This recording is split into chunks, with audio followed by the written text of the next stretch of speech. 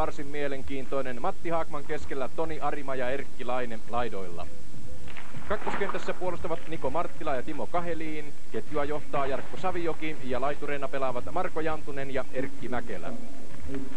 Kolmosviisikon tukirankana puolustuksessa ovat Kari Eloranta ja Pasi Ruponen. Toni Koivunen hyökkää keskellä ja laitahyökkäjät ovat Paul Högpakka ja Sami Wikström.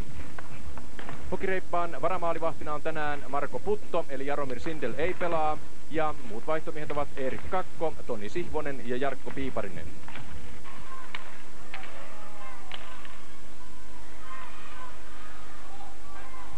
Haanpää ei saa tuota syöttöä ja näin pääsee Hokireipas katkoon.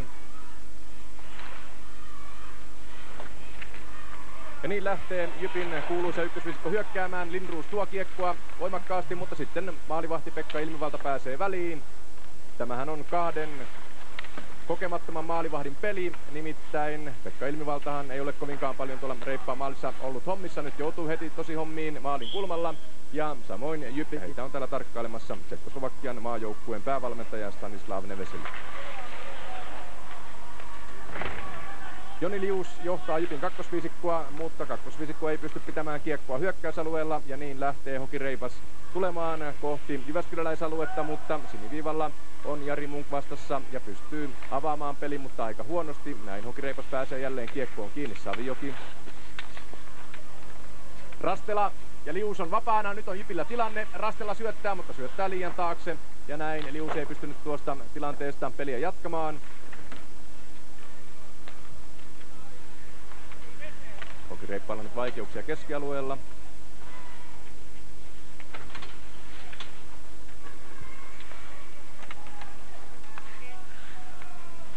Rantanen, Lehikoinen, Paananen. Kaudella hän teki 29 pistettä, eli toissa vuonna, ja sitten tällä hetkellä hänellä on koossa 26 tehopistettä, eli lähes samoille luvuille Paananen on nyt pääsemässä kuin silloin 2 vuotta sitten. Kaiken kaikkiaan Jypin kolmoskenttä Virtanen, Lehikoinen, Paananen, vaikka ei olekaan kovin nimekäs kentällinen, on saanut pelinsä kulkemaan erittäin komeasti aina silloin, kun parhaimmillaan tämä kolmikko lähtee peliä pyörittämään, niin silloin vastustaja on ollut tuilla. Ja juuri tämä trio lähtee nyt kuvioimaan Jypin hyökkäystä. Paananen. Mutta sitten pääsee Högpakka. Yrittää ohittaa Kuhaa. Koivunen.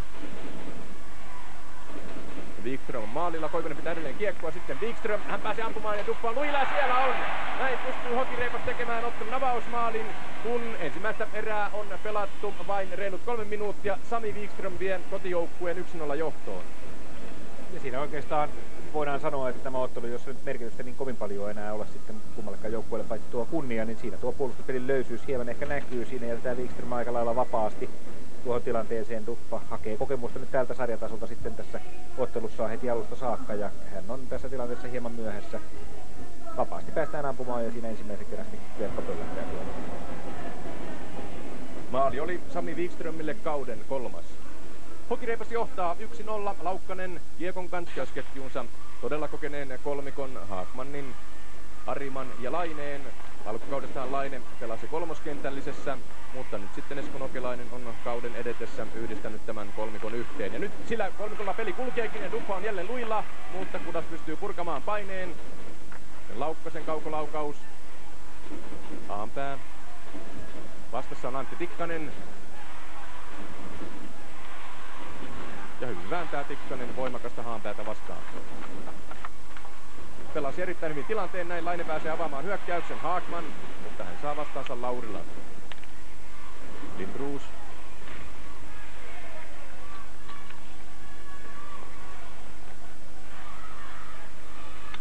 Laurila. Jantunen ahdistaa, sitten Jari Munk nousee. Kaheliin, joka täyttää muuten tänään 25 vuotta. Munk. Jokinen.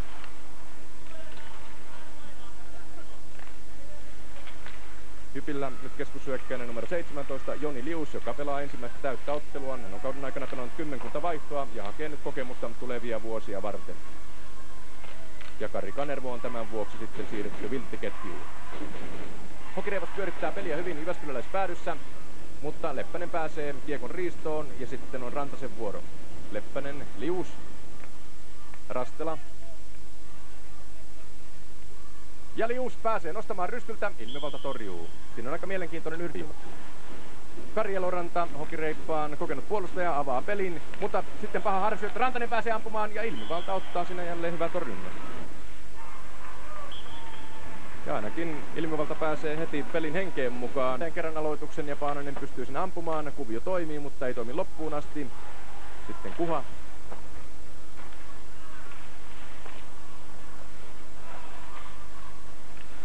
Viisi minuuttia on pelattu, lukemat 0-0, Lehikoinen. Ja nyt Ilmivalta haparoi. Palelua ja millua. Niin. Tämä M